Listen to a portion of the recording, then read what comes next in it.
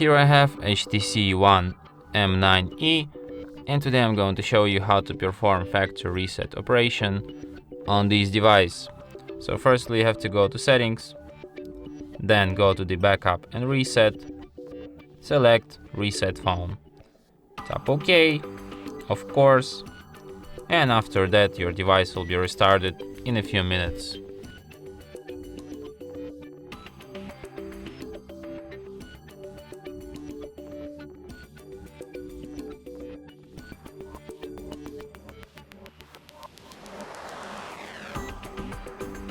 And that's it. Thanks for watching. If you find this tutorial useful, don't forget to hit that like button and subscribe to our channel.